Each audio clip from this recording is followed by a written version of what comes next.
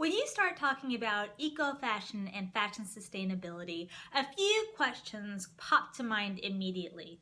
Who made my clothes? Where were the clothes made? However, we cannot forget one of the most important questions, which is, what are the clothes made from?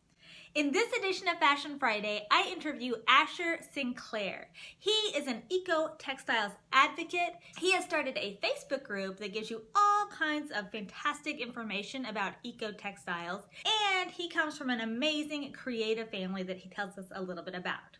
Be sure to stick around.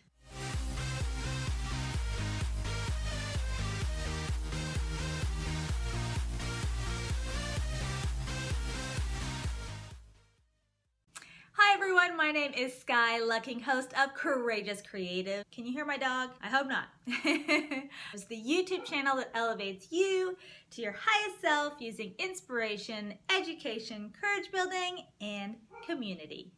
Today is Fashion Friday, where I interview the movers and shakers in the fashion industry, including fashion designers, fashion models, and some of my favorite people are those involved in the sustainable fashion or eco-fashion movement.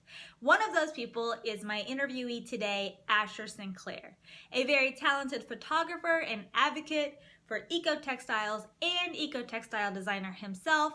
Asher has started a Facebook group that is a wealth of information about eco-textiles, what they are, who is creating them, and why you should incorporate them into your fashion choices.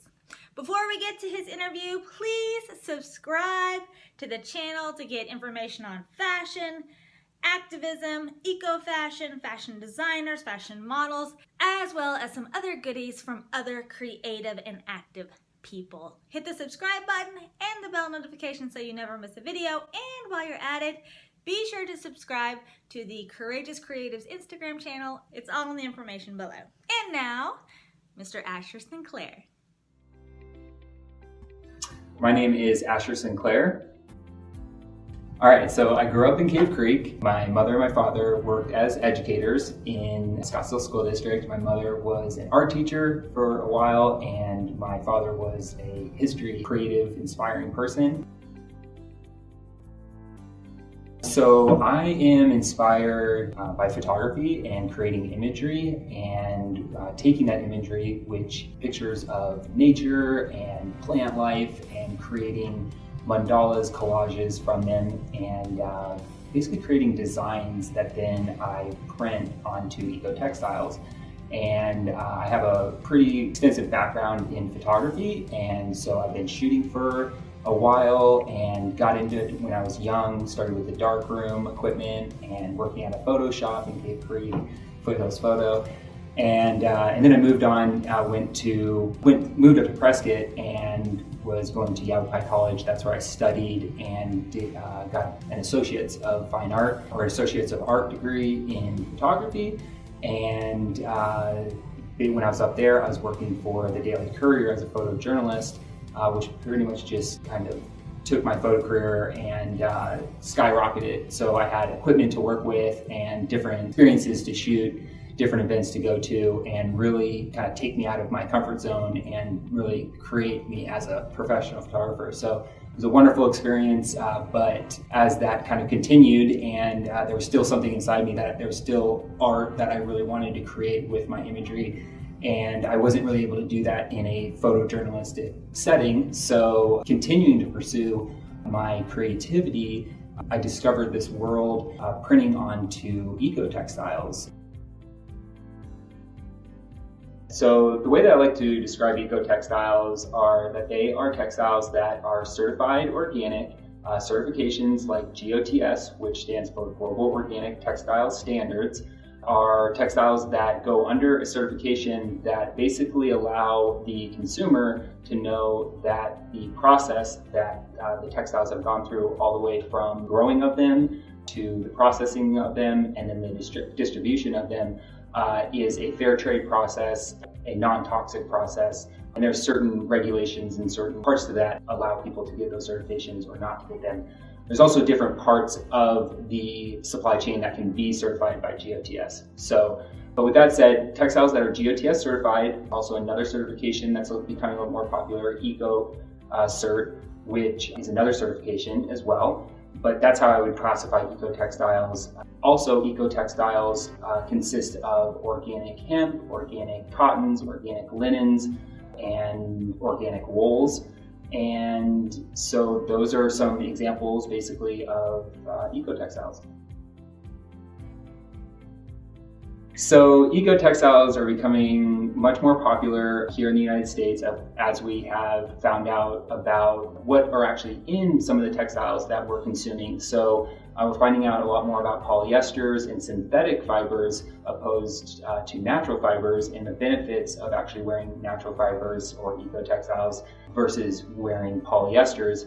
So some of the things that they are finding out, and also talking about rayons and other nylons, other synthetics. So they've been finding that there are toxins in the textiles, in some of these textiles, and I'm not going to go too much into that, but you can look into it a little bit more for yourself. Basically, the fact that there's a lot more in these synthetic textiles than what meets the eye. And so as, again, we take a closer look and research what the process of how these textiles are being made, you can actually be the judge yourself. Or looking at the choices, these are the choices that deciding to go with for my creative eco art process.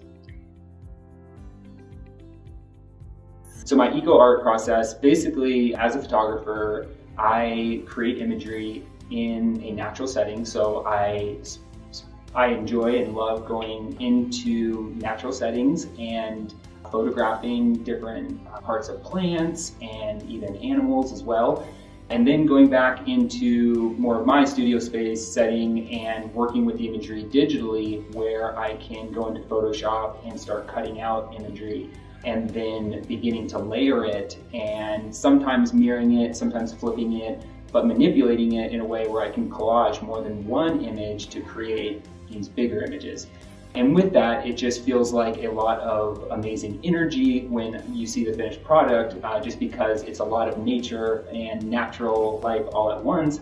So different leaves or crystals or water, feathers, that are kind of all compiled and collaged together seems to really viewer just a sense of joy and contentment. So I'm really passionate about that, and again, just kind of bringing the natural world into the urban life setting a little bit more as well.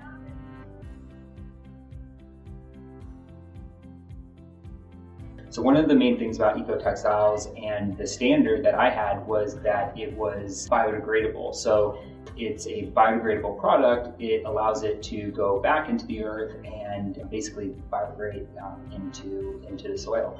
So with that said, that's kind of one of the challenges that goes along with this, is if you are using inks, different pigments, and different textiles, if you rolled that all up into a ball and buried it in the ground, would it decompose? Would it biodegrade? And so that's kind of something that comes up a lot for me, especially for the imagery that I'm portraying, is that this textile and the material that I'm printing on is required to be biodegradable.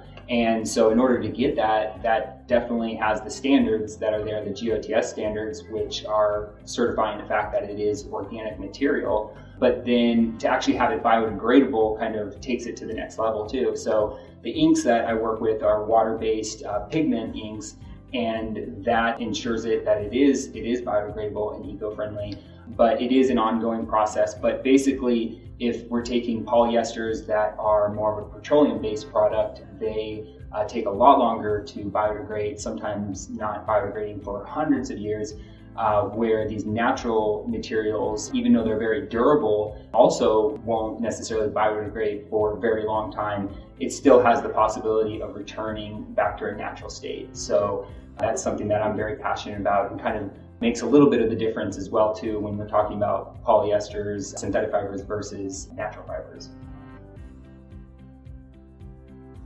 So this is a really special shirt. This is the Dirta shirt, and what makes it super special is the fact that it's a trackable garment, meaning that you can track it all the way back to the farmer who farmed the organic cotton, and the gins and the mills, and the folks that actually created and sewed the t-shirt, and then back to myself, which actually put the designs and the organic cotton that actually stitched the designs on to the garment. So, and I know these people by their names. So it's Eric Henry at TS Designs that makes this. It's Julie Moore at Fiber Active Organics that makes the thread. It's myself that makes the pattern in the garment, and Spoonflower that actually did the printing for this particular design. So it's very special to feel like to actually identify people by their names that actually created this garment and put it together and made it what it is. So I feel so honored to be a part of this movement that is here now.